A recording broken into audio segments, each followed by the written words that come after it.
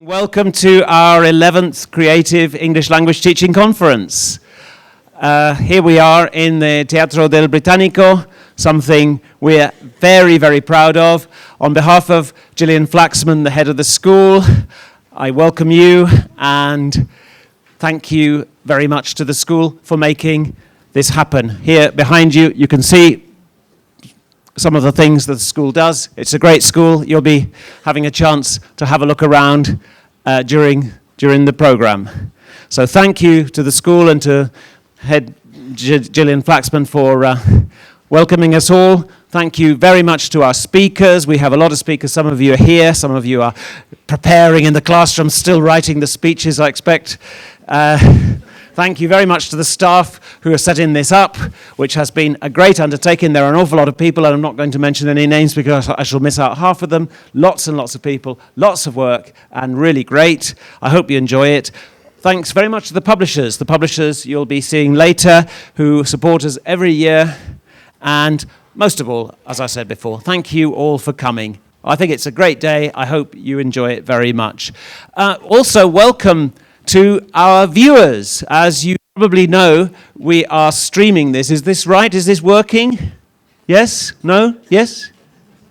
We are streaming this on the internet around the world. In previous years, we've had people from Bahrain, people from Brazil, Japan, Korea, Portugal, Qatar, and many, many other countries. So welcome to all of you. Say hi to the people from around the world. Hi.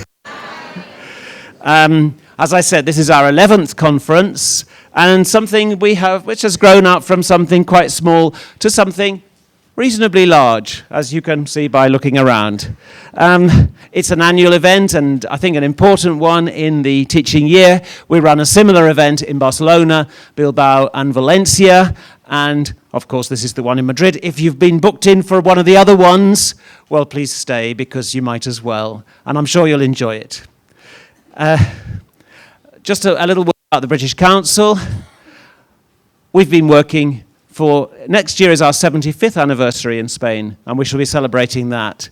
So 74 years of much of our work has been in English language teaching and education. British Council School, teaching centres and exams and support for teachers. One of the great examples of what we do, the bilingual program which we've been running with the Ministry of Education for many years. We run a lot of teacher training programs. Many of you will have participated, some of them with regional governments, Comunidad de Madrid, and so on. We support teacher associations around Spain and, for example, TESOL Spain, but a lot of others. And as you know, we have our own teaching centres, and I just give a little plug for our new teaching centre in Madrid, which we opened last night.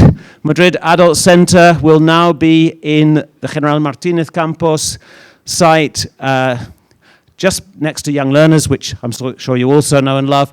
And so we're all together, beautiful new building, and look forward to a very successful and happy future. We've left now our building in Miguel Angel that we've had for the last 18 years, and some of you will probably remember the building that we had in Almagro, but those of you who remember that will have to be old like me. But we're looking now to the future, to our beautiful new building and our beautiful customers and students, of whom we have a lot. Just a few notes about this year's conference. I'm sure you'll learn a lot. We think it's a great way to start the school year. We've given it the theme of creativity. As teachers, I know you are creative people, the kind of people who are always looking for new ideas, new things to do, new ways to reach your learners and to teach them or make them learn. And we know how hard that can be sometimes, and how gratifying also sometimes. We've got a lot of sessions on CLIL, content and language integrated learning, motivating teens, students speaking, cooperating, and so on. And at the end of this, we've got a performance from Jonathan Meller, which I know you'll enjoy. Last year we had a storytelling, I think. This year it's going to be Jonathan Meller. Now, this is a modern thing that I don't understand, but my colleagues have asked me to say. Please share your experiences on Twitter. I will say what they've told me to say, and then somebody will probably tell you how to do it, using the hashtag +CreativeELT. Anyway, they will be telling you about that. So please, yes, Facebook, Twitter, photographs, do us a favor, do yourselves a favor. Let's have this thing broadcast as widely as possible. Let's get a bit of publicity and a bit of profile, because we think it's great, and I think you'll think it's great. And if you've got anything nice to say, please say it. And if you've got anything else to say, please say it to us. They always have this housekeeping. I never know quite why, but they have housekeeping. There are these doors. Very important thing to remember. If there is a fire, leave the building through the door. The doors are clearly marked, salida. Most of you probably know that word. And then please follow the signs and congregate in the areas provided. I'm not going to tell you where. It's obvious from the signs. So go outside. If there is a fire, please do not stay here. That is, I think, fairly obvious. There are signs like this in all the rooms, I hope. So if there's a fire, please do not get burnt to death. But I don't think you will. Toilets, similarly, they are marked. You may find it in them, but I expect you'll find them as the day goes on. Otherwise, you'll have a problem. The one that you really like, coffee, we have coffee break at 12 o'clock.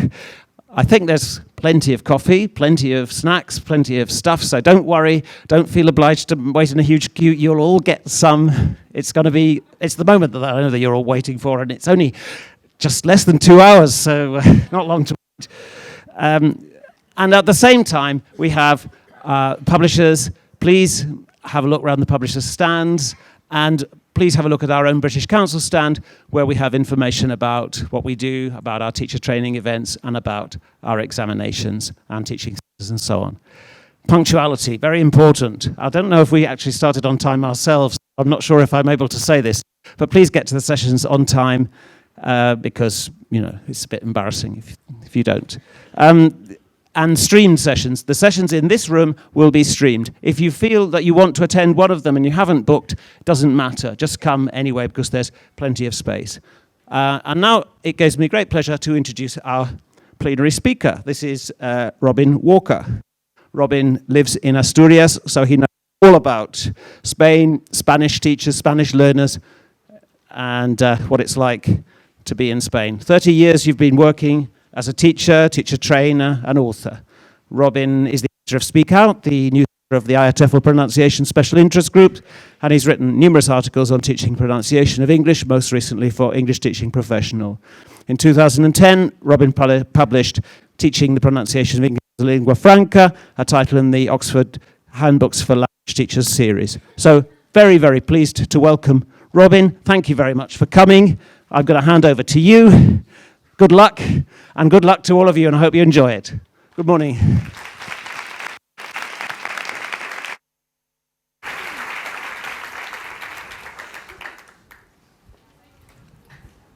Thank you, Nicholas. Am I working? Am I audible? Okay, thank you, Nicholas, for that. Thank you to the British Council for inviting me here. I'd say that it's a pleasure, but it's not right now. I hope it will be a pleasure an hour from now. Thank you especially to Martin Goosey in the British Council, who suggested that I might be here today and might be of use. And also to Aidan and Maureen and Janos, who I dealt with directly and who solved all the logistical problems that arose to get me here today. I hope there weren't too many. Thank you to all of you. I can think of 1,000 things I could do on a sunny September Saturday morning. None of them coincide with what you're doing now. So I do have a business card which I can give you when I finish. I also have recommendations for very good psychologists. It seems to me that you are in need of help. The theme of the conference is creative language teaching. And so it seems also rather strange to be here to talk about pronunciation. What space do we have for creativity in pronunciation? I mean, there's right pronunciation and there's wrong pronunciation. And most of our students, most of the time, seem to err on the side of wrong pronunciation. We think that this is the case in Spain. This is where I've done all my teaching these 33 years, but I have traveled quite widely because of this type of talk, and if it's any consolation, it's not just the problem of Spain, the pronunciation of English.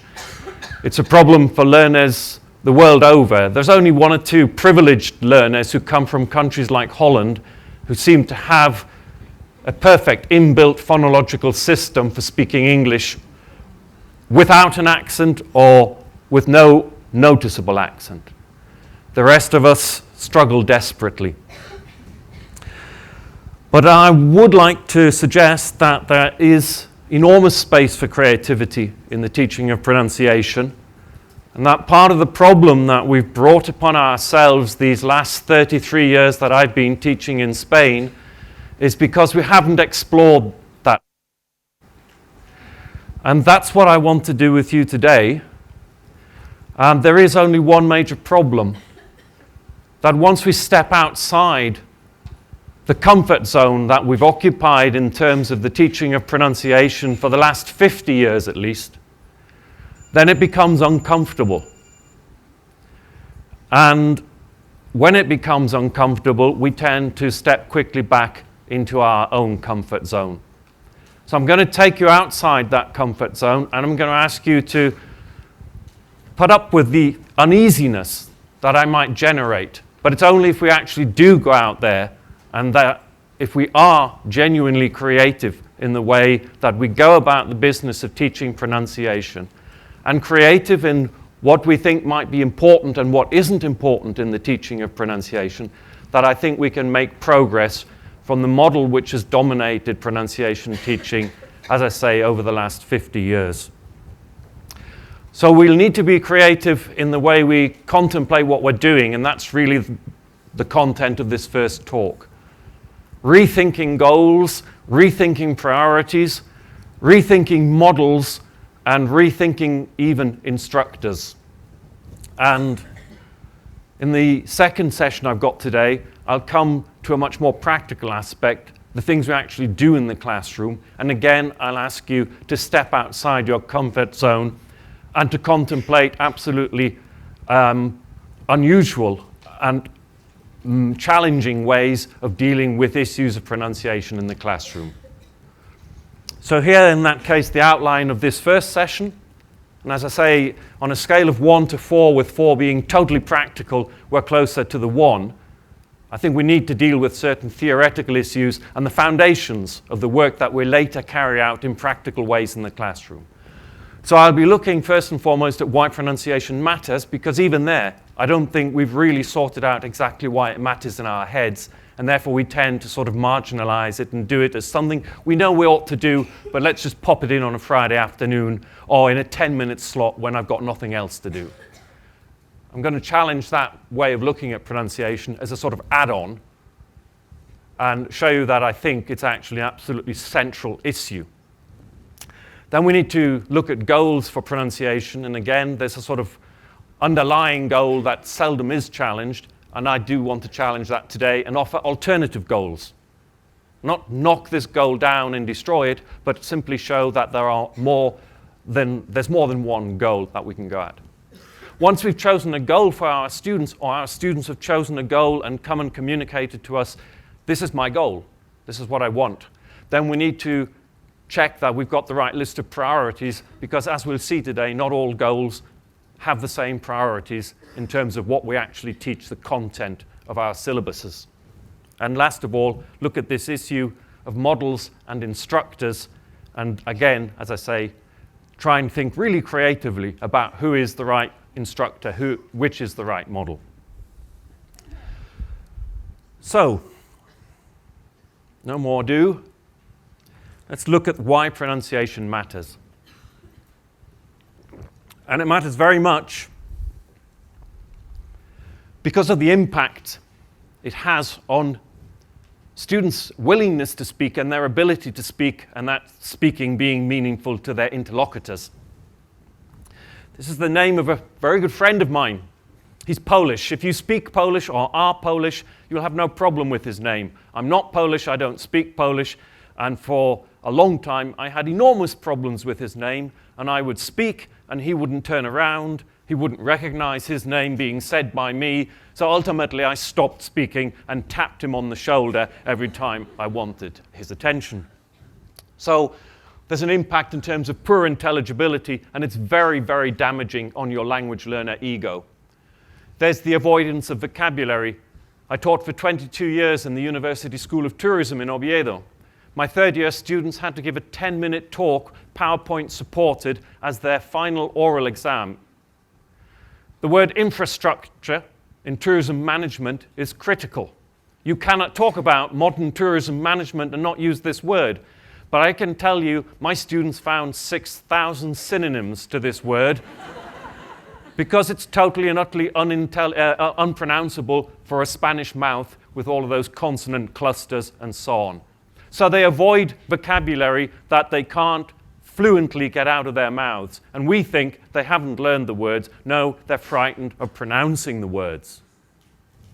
They avoid structures, or if they don't avoid them, they don't know what they mean. But this is a structure that my students would regularly avoid.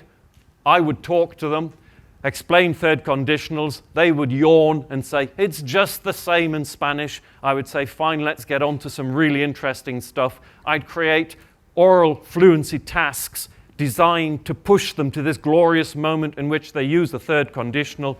What would I hear? I would hear silence, or I would hear things like, if I know, I learn Chinese. Why don't they use a third conditional? Not because it's conceptually difficult, but because it's phonologically difficult. For Spanish speakers of English at least, also Italian speakers, Japanese speakers, and so on and so forth. It's a pronunciation problem. The second impact is the impact on listening. And this works at the level of sounds, and we get problems like tree or three. There are even course books with this as a title. So we have this very clear idea that pronunciation affects our perception of sounds when we're listening, but obviously this can go on. It can affect the perception of words, and it can have a very detrimental effect on your students' ability to understand a spoken text. So again, coming back to my work in the School of Tourism with my third-year students, halfway through third year, there was a text which included this word 7 or 8 times in the space of 2 minutes. And after 3 years of watching their faces glaze as they clearly didn't understand what they were listening to, and it was not a difficult listening, I actually stopped the CD and I said, you have a problem. Last year's students had a problem. 2 years ago they had a problem. What is the problem, please? And they said, well, he keeps talking about zh. And I said, what? No, it just keeps happening. He's talking all the time about zh. And I said, Asia. And they said, yes. And I wrote it on the board, and they go, Asia. The distance between what is in their heads, because the word clearly, they recognize it. It's spelt the same in Spanish and in English. So they recognize the word on the page, but they don't recognize the word when it's said in conversation because of poor pronunciation. And it works at the level of sentences. I'd often say, who hasn't finished? And they wouldn't recognize my emphasis on the negative of hasn't, and hands would go up of people who I knew had finished. So it's working at all levels. Their poor pronunciation affects their ability to deal with the incoming spoken text. And it affects it in more ways. Imagine you're driving.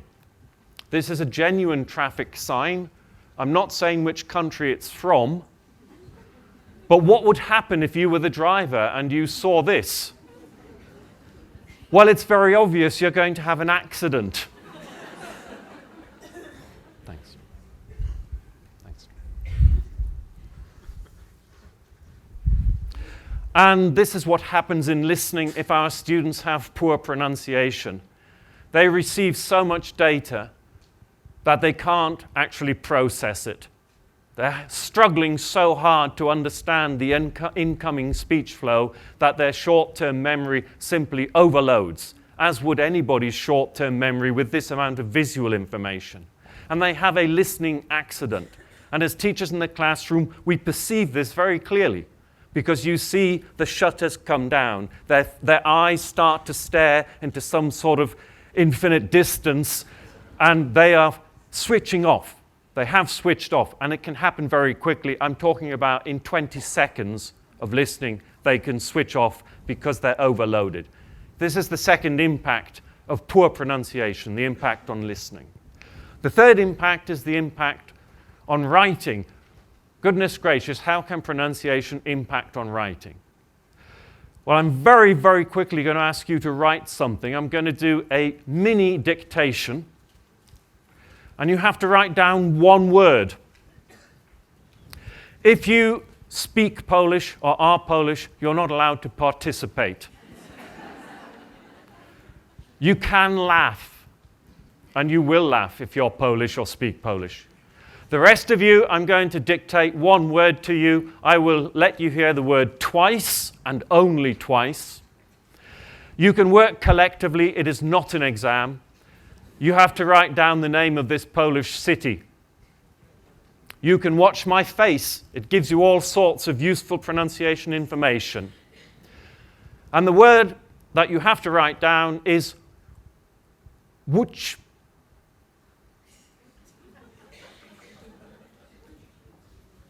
Are you watching over there? I know you're a long way away. Concentrate on my lips.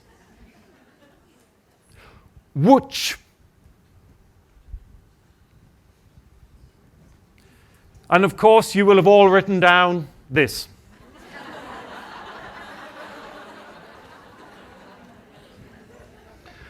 So when we do not understand the relationship between what is said and how it is written, we invent the writing. Many of you will have started with a W. Many of you will have finished with CH. And many of you would have a really bad time traveling around Poland.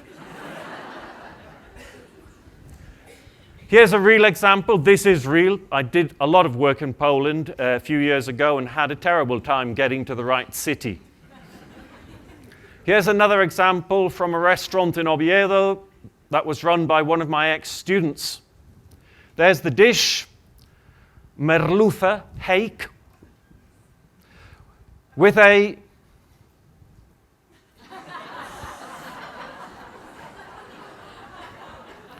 It is a pronunciation problem, and I don't have time to go into the exact details, but it's not understanding the difference between the long vowel in crab and the short vowel in the other word, which I'm not going to pronounce. It impacts on speaking, it impacts on listening, it impacts on writing, and it impacts, would you believe it or not, on reading. And this was quite a revelation to me.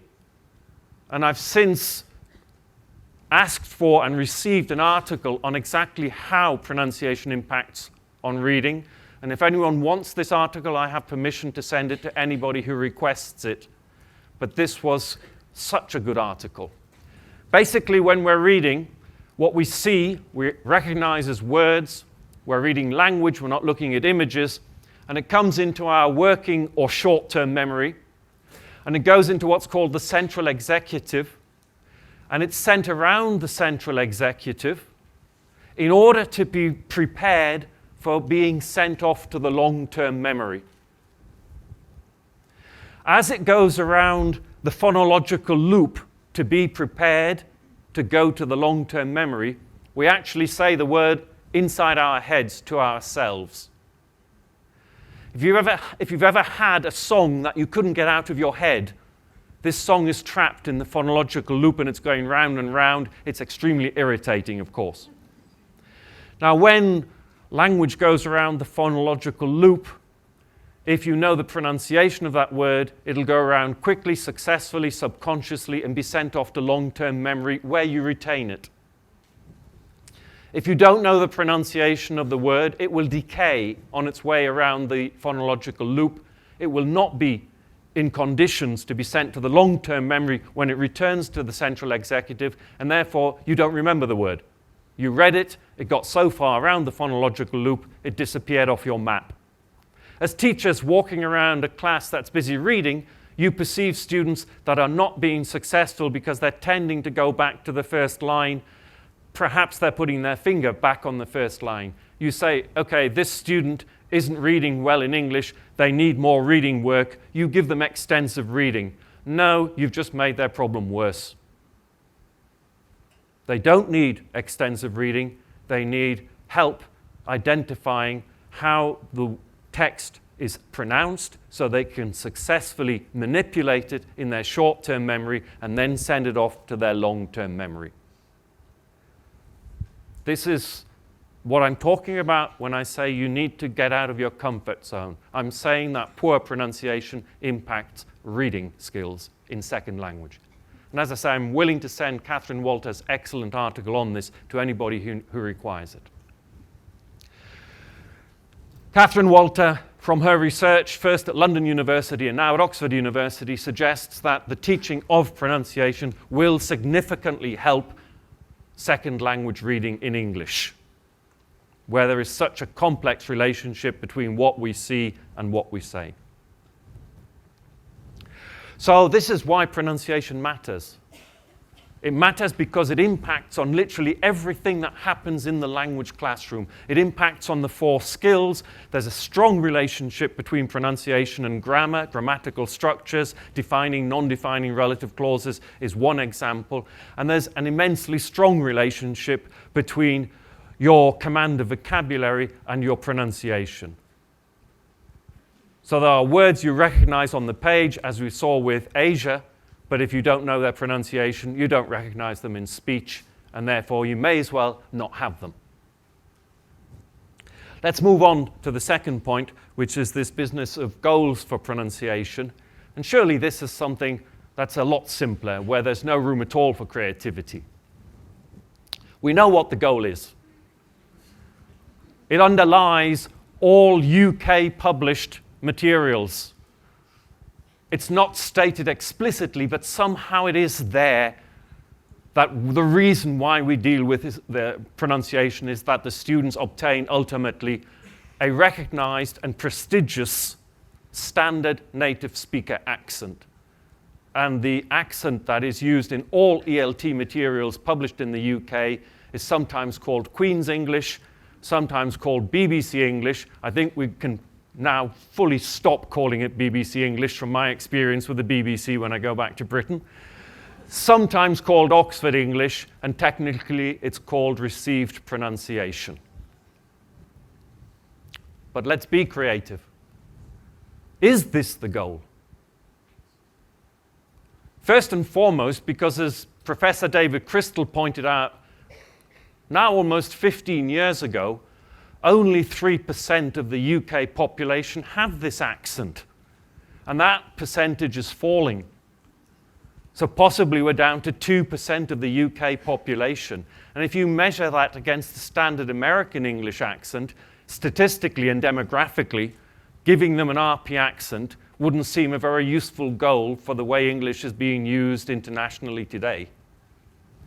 And then what do you do with these terribly uncomfortable people that want independence, don't want independence,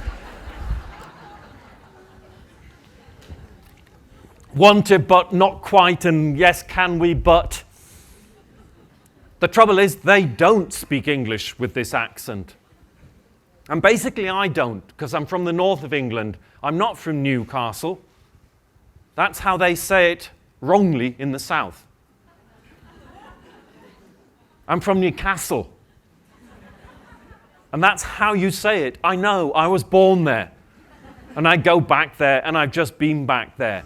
And I went back there to give a talk like this at International House in Newcastle. Now, what do you think the teachers are going to do in Newcastle when they get to the word Newcastle with their students?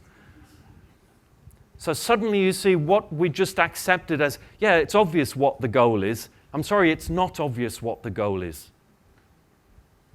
And if you insist that the goal is that students ultimately achieve a standard native speaker accent, you're going to have to tell me which standard native speaker accent.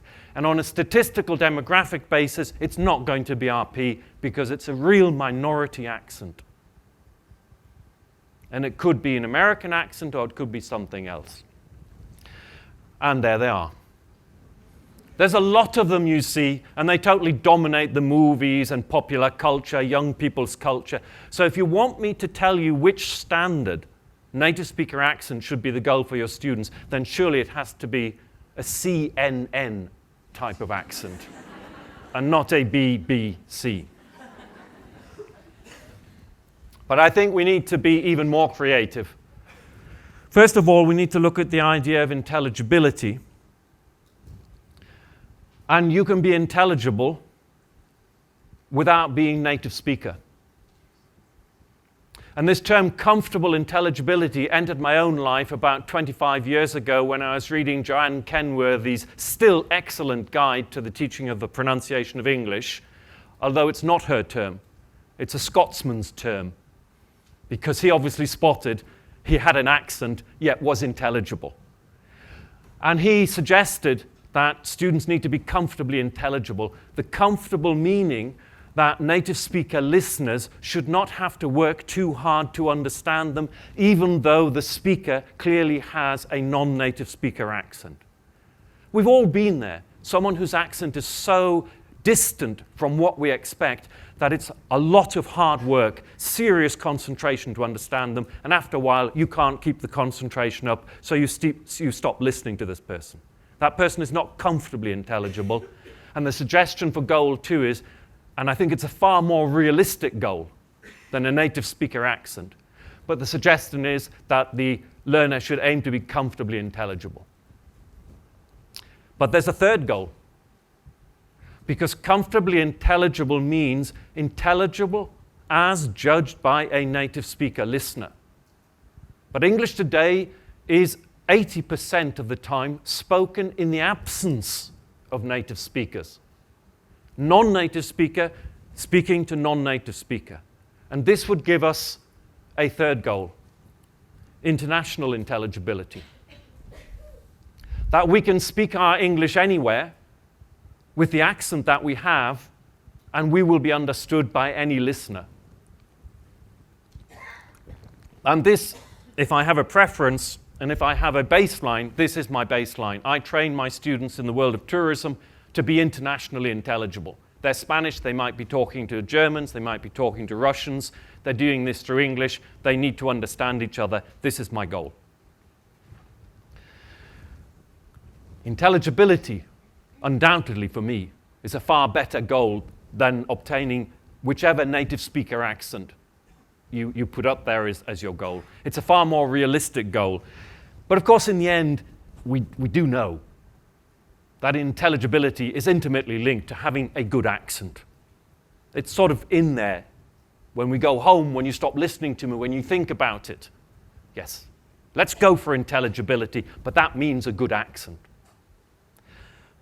But I think we need to take into account the work of Tracy Derwing and Murray Monroe, 2 Canadian researchers, seriously worried about accent because Canada is such a multi-accented country. And people have to get on with each other with their different accents. And all of their research has led us to this conclusion. Accent and intelligibility are not at all the same thing. And you can have what your listener calls a strong accent and be completely intelligible. And in our heads, and now this is where I'm taking you out of your comfort zone, I want you to start separating these two issues. Accent and intelligibility are quite different. And you can, as I say, speak with a marked accent and yet be completely intelligible. And the cinema is full of examples of this, as are international politics, and you just have to listen to the workings of the United Nations in New York, and you'll discover there are many speakers who we would say have a marked accent, and yet they're totally intelligible. And sometimes you get speakers who we would say don't have a marked accent, and therefore we assume are intelligible. And yet 2 Japanese translators at an international economic forum in Davos in Switzerland, working later in the transcription of what was said by each of the world's great leaders, agreed, as they worked into Japanese from English, that this particular world leader had been unintelligible. and his name was David Cameron. He doesn't have an accent, apparently. Accent and intelligibility are not the same thing. David Graddol, working for the British Council back in 2006 with English Next, also pointed out that native speakers no longer, if we look at English as an international language, are necessarily the best at making themselves intelligible. That the meetings went perfectly when there were no native speakers present, and that this wasn't just because the presence of a native speaker intimidated the non-native speakers. Rather, it was because the native speakers didn't actually know how to use English as an international language. They were using it as their little UK or London or Newcastle language, and not as an international language. That it wasn't the non-native speakers who had to change their pronunciation, it was the native speakers who had to adjust to English as an international language. Yeah, this is now quite a long way out of most people's comfort zone. But this is reality. So let's go on. We choose a goal. We would then choose priorities for our students. I hope you recognize most of these terms. I'm going to give you just a minute, literally just a minute, and turn to your partners and ask them about any of the terms that you don't recognize, or test them, see if they know, choose a term and ask them what it means. You have 1 minute.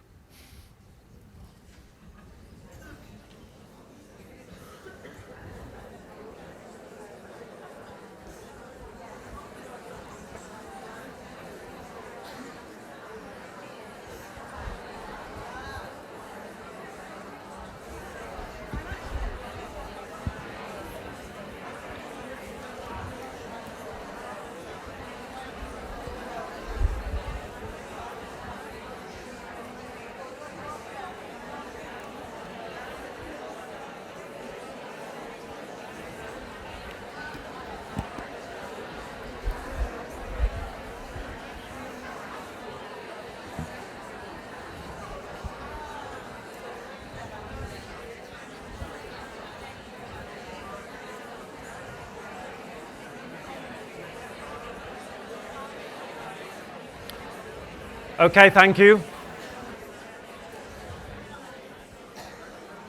By the way, if you're sitting here thinking that I've got so far towards the theoretical side of my scale from 1 to 4 that it's no longer of any value to you because you live in a real classroom with real students, so do I. It's precisely because of my 33 years in real classrooms with real students that I have arrived at these conclusions. And from now on, it's going to get more and more practical, especially in my second session. So here are some things that are connected to the teaching of pronunciation. The obvious things like the vowels, the consonants, the clusters, which we tend to give less importance to, we tend to forget. Those groups of consonants that are so difficult for Spanish speakers of English to pronounce. Word stress, sentence stress, stress timing that, our students here in Spain complain so much. Oh, you eat your words in English. It's that moving quickly between stressed syllables. Weak forms that get massive attention today in course books. Schwa, which also gets massive attention in course books. And the famous tones, does your voice go up, does it come down? Fall, rise, rise, fall, rise, or the flat neutral tone.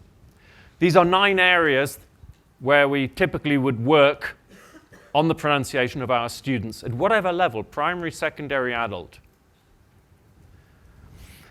We have 3 goals now because of what I've said in the previous section. A native speaker accent, whichever one you or your student chooses. Comfortable intelligibility, that is intelligible as judged by native speaker listeners, or international intelligibility, wherever you go, people understand you. We need to choose priorities. We don't have time for everything or the same amount of time on everything. We never have enough time in language teaching.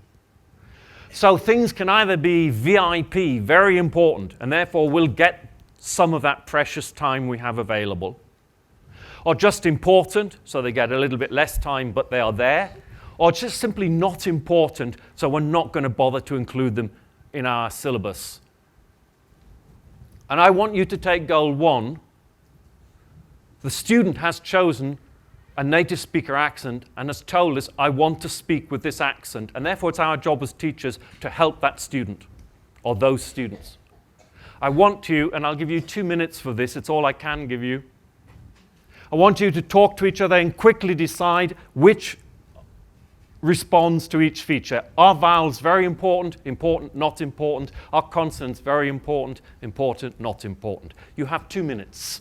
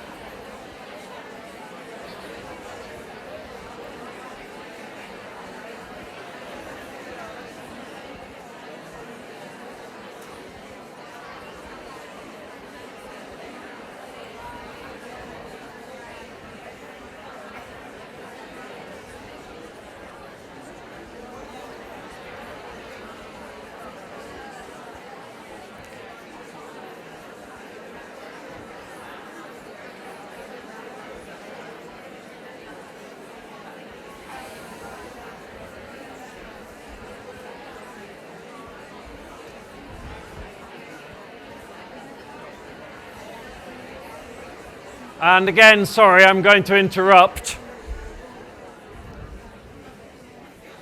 If we had more time, we were in a more workshop setting, then I'd be, as always, interested in knowing people's opinions. They vary. There are some broad coincidences. In the past, when I've done this, most people feel that vowels are terribly important because we've all got anecdotes of when the vowel was wrong and people misunderstood. Okay, and most people also say, come on, Robin, just tell us the answers. Because that's what we do as students. We just, get to the answer, tell us the answer. Okay, here are the answers.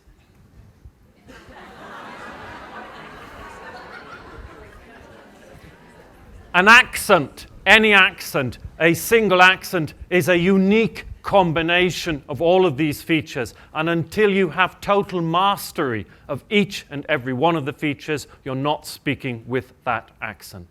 And this is the reason why some years ago I abandoned native speaker accents as goals for my students, which doesn't mean that if a student comes to tutorials and specifically states, I want to speak English with this accent, that I don't supply the student with all of the work, the practice exercises, the feedback and guidance that they need. That's my job, I'm a teacher. But I don't set this ever as a goal in class, and I make it explicit to my students that it's not the goal of the work we're doing in class. That allows them to then come to me and say, but it's my goal, my personal goal. Fine, no problem, let's work on your personal goal together. You do the same process with goal 2, which is comfortable intelligibility. Intelligibility as judged by a native speaker listener, and this is what you get. The vowels continue to be immensely important. The consonants, just judging by reviewing course books, get a little bit less attention. They don't seem to quite reach the VIP status of vowels. Clusters, similar to consonants, but essentially clusters because they might affect rhythm. When someone trips up over a cluster, they've broken the rhythm of the whole sentence.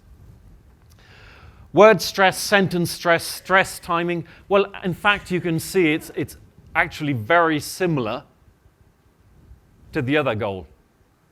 that for you to be judged comfortably intelligible by a native speaker listener, you've got to be pretty close to a native speaker accent. So it's also quite a tough goal, but it's more manageable in general. If we then go on and do the same to the third of the goals, which is the goal that's most interested me these last 15 years, the goal of international intelligibility, then we get a different picture. And once again, it's a picture that's taken many teachers that I've worked with out of their comfort zone and caused them to reject the goal. But it's a goal which I think we need to give more time for, and with time, I think we can become more comfortable with goal 3, being internationally intelligible. This has been studied in depth now, and we have a very clear idea about the sort of things that are very important if you wish to be internationally intelligible. What's interesting is that vowels continue to be up there as important, but not the exact quality of the vowel, rather the length issue of English vowels. And here I'm not talking simply about that there are so-called long vowels and short vowels. That's a UK British English vision of vowels. The Americans don't talk about long and short vowels at all. They talk about lax and tense vowels. When I talk about length issues, I'm talking about my ex-student who didn't differentiate between crab with a long A and crap with a short one. Between bag, a thing that I carry something in, and that I put on my back with a short vowel. It's these long-short issues that are critical to international intelligibility. Very seldom dealt with in class. You can go through published course books, you won't find many exercises on the difference between bag and back. Very important though. Consonants are also very important for international intelligibility, almost all of them, but almost all of them. And two of the most difficult consonants of standard British English and American English, the th and th sounds, are not critical for international intelligibility and can be substituted in various ways. One of the ways of substituting th is th. So people stop thinking and they start thinking. And in fact, if you go to London, a lot of people are on the underground in London thinking. Also, if you go to Liverpool, they do a lot of thinking in Liverpool. And nobody seems to get upset when they do this. Now, if you get the boat in Liverpool and go to Ireland, they're tinking. They're not thinking or thinking. And I can't honestly say that Ireland has suffered too much because of the tinking it's been doing. So consonants are very important for international intelligibility, but with some exceptions. And a third exception is the one that begins my name. I'm Robin in Newcastle. When my mother speaks to me, she calls me Robin. But we have family in Edinburgh, and they don't call me Robin. Well, they call me a Sassenach, but they call me Robin. So why do we spend an eternity getting students to stop going Robin? Nobody would do this to a Scottish person and hope to get back to England alive. Clusters are very important, especially at the beginnings of words. So if we take the country where we are standing at the moment, where we live, where we work, and students say, I live in a Spain. And we go, ah, because they put in a little vowel, you see. They can't deal with Spain, so it's a Spain. I live in a Spain. And we die a little bit more as teachers. So then the student realizes, and instead of adding a little vowel, they take away one of the consonants, which is another strategy learners use, and they say, no, Robin, I live in pain. And you say, no, I live in pain. Listening to you speak English. No, Robin, listen. And they remove the other consonant. They swap consonants, but they delete a consonant. And they say, I live insane. And you say, no, you're driving me insane. There are two strategies people use dealing with initial consonants in English. One of them is to add little vowels. That does not seriously affect intelligibility. It creates accent, but accent is not the same as intelligibility. The other strategy is the deletion of one of the 2 or 3 consonants. That affects intelligibility. Word stress is not important for international intelligibility. Seems incredible, but there is no data to indicate that non-native speakers working together have a problem when word stress is wrong. Sentence stress, however, is very important, massively important. Stress timing is not important. Some non-native speakers use it, some don't. Weak forms, it's not that they're not important, they're not desirable. They make the message harder to understand. Schwa is not desirable. It makes the message harder to understand. And tones, they're not important. They don't have any effect. People seem to get on very happily whether they're using rises or fall rises or whatever. So we have a new goal, and I could talk about it till the cows come home, but I don't have time. The lingua franca core, which is those 4 areas I've highlighted in the previous slide, the term comes from the work of Jennifer Jenkins from her PhD thesis, and was published in 2000 by OUP, but it's not the sort of book you take to bed with you. You really need to be in the zone to read 2 pages, and then you lie on the floor and foam comes out of your mouth. This is linguistics. It's really, really superb linguistics, but it's not very accessible, and as a classroom teacher, I wanted something that was far more accessible, so I'm going to plug my own book and not Jennifer's book. This is my own book. It's written for you. It's best used if each teaching center has a copy and teachers agree to read a chapter and then sit down afterwards and talk about it together. It's not really good at bedtime either. This leaves us with models and instructors. Who's going to do this? And I'm focusing now exclusively on goal 3 because it's the least well known of the goals. And yet it's the one that's most appropriate to what's happening to English in the world today. And I also think it's the most realistic for most of our students because it's intelligibility with an accent. Which accent? A Spanish accent, an Italian accent, a Japanese accent. But then why shouldn't we have these accents if we were born in Spain, Italy, Japan? And as we travel around the world and speak in English to each other, say to the listener, "Hello, I'm from Greece," with your accent. Are you ashamed of being Spanish, Greek, Japanese? Most people I've met are not ashamed of coming from the country they've come from. So who's going to model and instruct, and what models are we going to use? Well, there's more and more work appearing, such as this piece of work from Romania, suggesting that given the international role of English today, we need to go beyond native speaker models when we're working on pronunciation.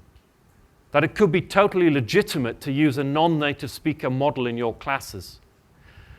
Now, it's not the moment for this to suddenly happen in our classrooms because mentally we're not prepared for it, our students aren't prepared for it, and if your students have parents paying for the classes, they're not prepared for it. But some work being done in Japan is showing that parents are beginning to come around to the idea that the best person for their children to imitate is a competent, totally internationally intelligible Japanese speaker of English. If this person can speak English and be intelligible everywhere in the world, starting from a Japanese first language base, so can my son or daughter.